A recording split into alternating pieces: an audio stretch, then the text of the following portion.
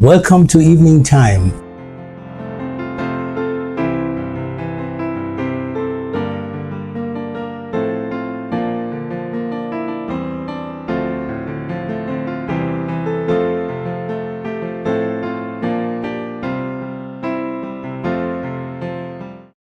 Welcome to evening time. I am as usual, I am delighted to come your way, and I am grateful to God that He's given us yet another opportunity to come your way. I've been just talking to you from my heart and sharing with you what I believe the Lord is laying on our hearts and what the burden is for the hour that God is shedding His light on our path. And I have been taking a series from Luke chapter 5. We began from verse 1 and we've been talking about a situation there. And I'm just going to pick it up from where I stopped the very last time. Talking about what God is doing in our time, talking about the revival, talking about the crowd, talking about Jesus stepping into the situation by the lake of Gennesaret, talking about Jesus identifying the ship that has no fishermen in it, and Jesus identifying the fishermen washing their nets, about to give up, about to go home and close shop completely, overwhelmed with their situation. And we saw how Jesus entered into the ship and he began to minister to them. And I read verse 3 the last time. He says, and he entered into one of the ship, which was Simon's, and he prayed him that he will thrust out a little from the land. And I talked to you about what that meant, the need to separate, the need to just turn a little bit, thrust away from the land. Land here means ourself, means our will, our carnality, our ways. And he's asking him, just push this ship a little away, from the land. And, Jesus sat down, and I was enthralled by that Jesus sat down and with him and took him through the nitty gritty of that situation and what he was going through at that time. And I say that the Lord Jesus Christ is coming into this temple. And when he comes, he will sit, he will purify our lives. He would wash us with the fullest soap. He would touch those sensitive areas that he alone knows how to touch. He alone knows how to handle. And we will not break in his hands. You know something about Jesus? He does not quench the smoking flask. And he does not break the reed that is bruised. And that's very important. He knows you're weak. He knows you're almost breaking. You're at breaking point. And he alone can just manage the situation such that he brings you out of that, pulls you away from the brink. He doesn't break the bruised reed. He mends it. Jesus is in the mending business. He's in the healing business. He will mend your life. He sat down and began to mend. And he is mending our lives. He's mending your life. And I don't care how bruised you have been. I don't care whether you're just one straw left, about to break, about to snap. The Lord is coming in and he will not break the bruised reed. He will not quench the smoking flask. The smoking flask is the fire has gone out already. And it's just the coal that is smoking. Jesus will come and fan that thing. He won't quench the fire altogether, but he will fan it so that your fire can begin to glow once more. Your life will be restored, friends. Your life will glow again. The fire that has gone down, the fire that has gone out in your life, Jesus will set them ablaze again. That's the business that we're talking about. That's the move of God we're talking about. That's the light that he is bringing our way in this dark hour, in this evening time. And let me take you further as I go verse 4. And he sat down and taught, and when he had left speaking, see Jesus, he then turned to Simon Peter.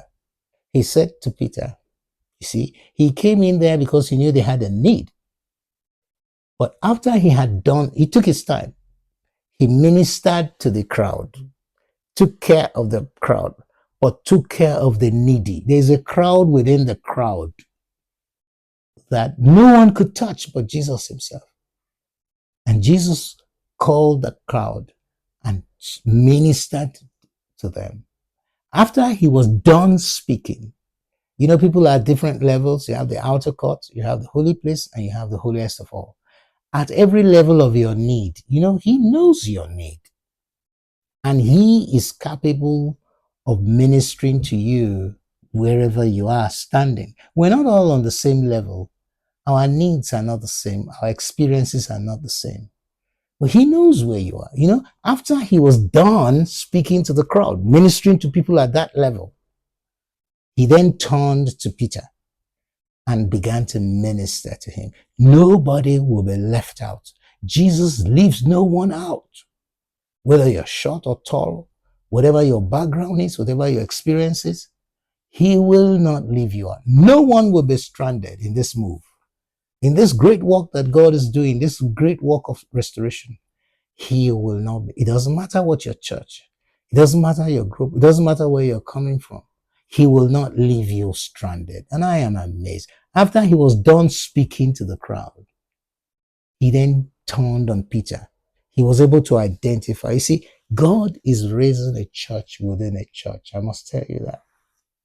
He is raising a people within a people. God is ministering to at a level that is so deep and is reaching out to the people. And then he turned to Simon Peter and look at what he said to Peter. He said, I need you to do something now, Peter. You must launch out into the deep and then let your nets down. Don't forget, these same guys were already folding their nets. They're already giving up. They were ready to go home. But when Jesus entered their ship, things changed. Friends, your situation is changing now. As you speak to me, as you hear this word, I want faith to rise in your heart. No matter how bad your situation is, listen to his word. Receive this word with all your heart. Don't pigeonhole yourself into your groups, your church, or your denomination. God is beyond any group or any denomination. He is the owner of the church. He is the rock. Upon this rock will I build my church. And the gates of hell will not prevail. He is speaking to you. He's gone through, he's broken all the barrier and is reaching to you. And hear him, friends, hear him.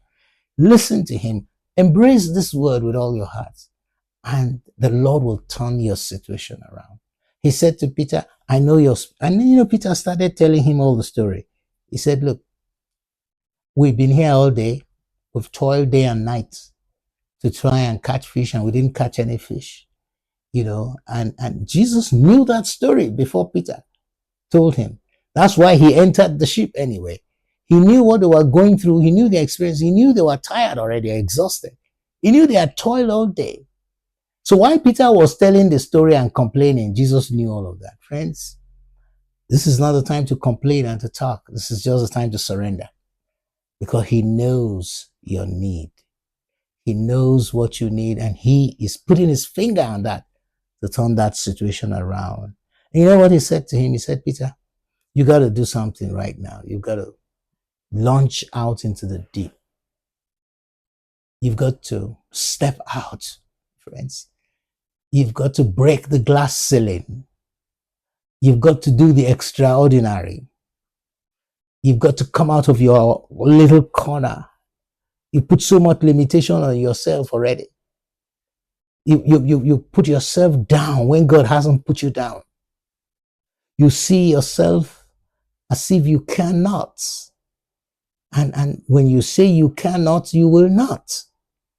God is saying, take that all off.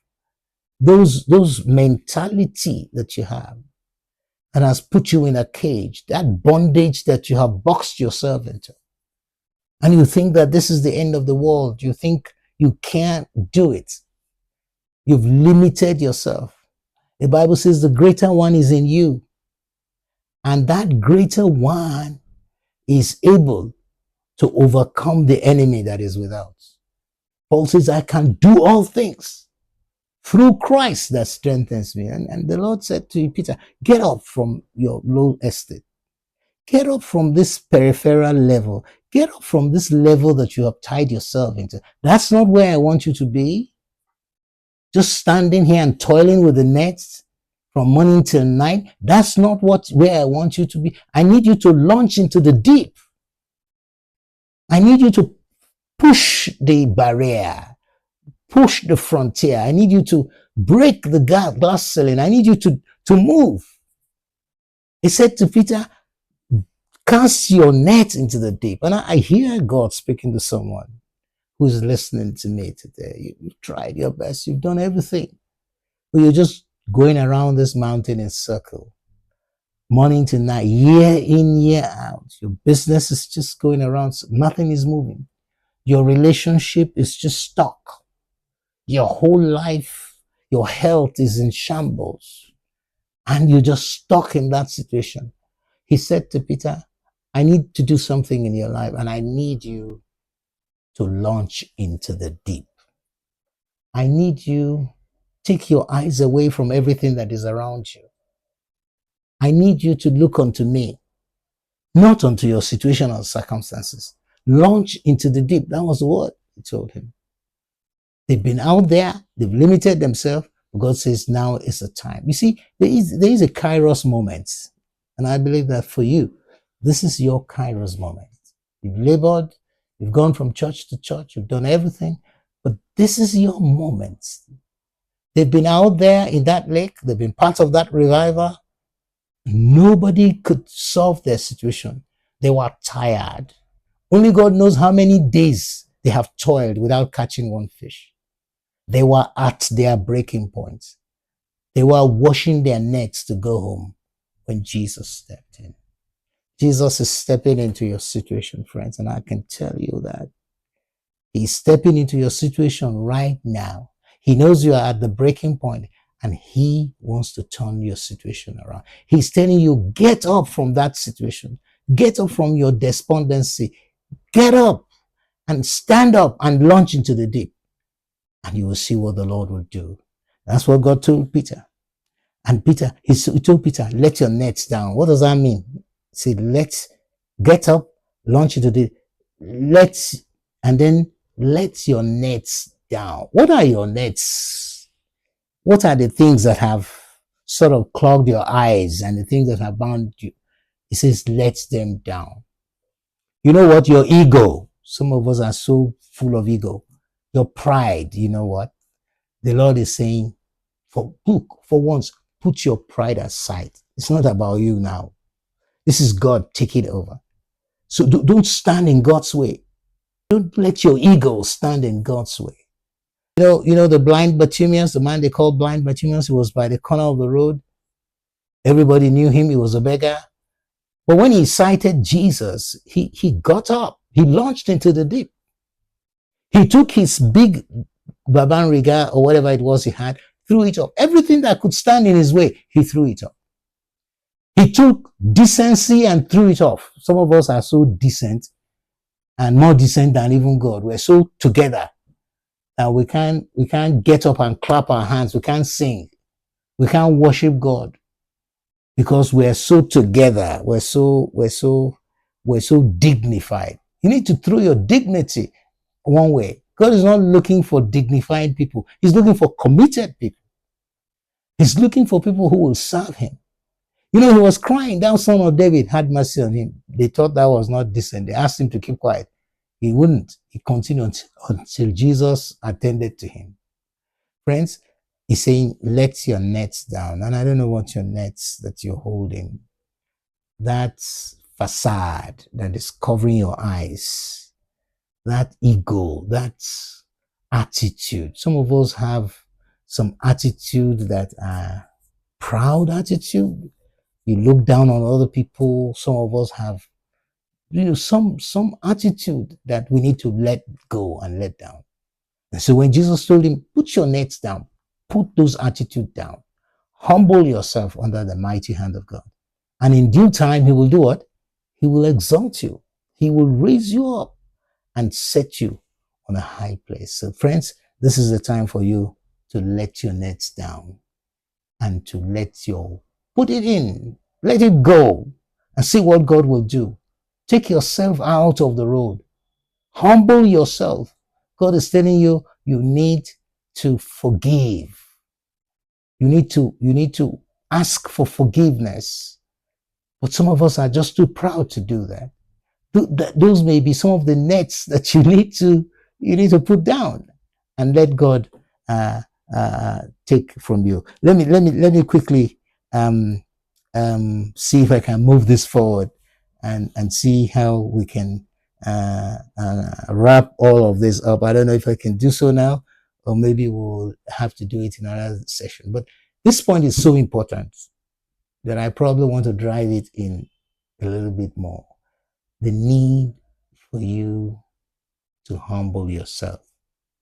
It says, humble yourself under the mighty hand of God, and in due time, He will exalt you.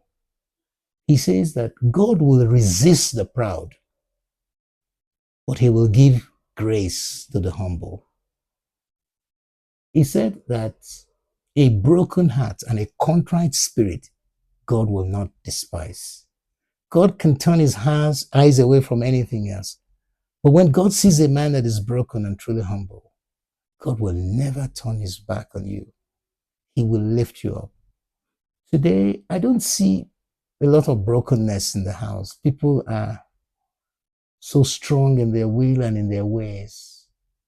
But when He turned to Peter and said to Peter, launch into the deep and let your nets down.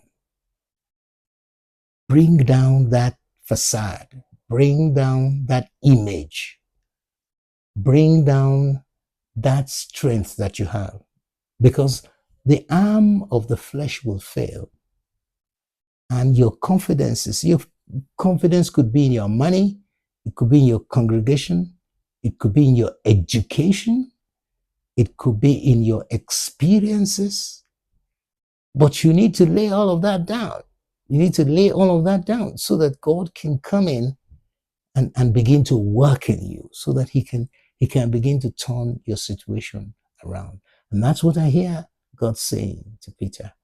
He said, you've been here, you've been working, you've been doing everything your own way, but now let me stand still and see the salvation of God. Bring down your resume, your curriculum vitae, how do I put it now? Your achievements, the things that you flout. God says, bring them down. Let me take over from here. And if you do that, you will see the mighty hand of God. God moved, and the situation changed, and things began to happen. Friends, may God bless you. And please connect with us if you want us to pray with you and share with you. Call us, send us WhatsApp message, and we'll do so. I will finish this set of teaching in my next episode. Don't miss my next episode. I'll see you next time I come your way. God bless you. God bless you.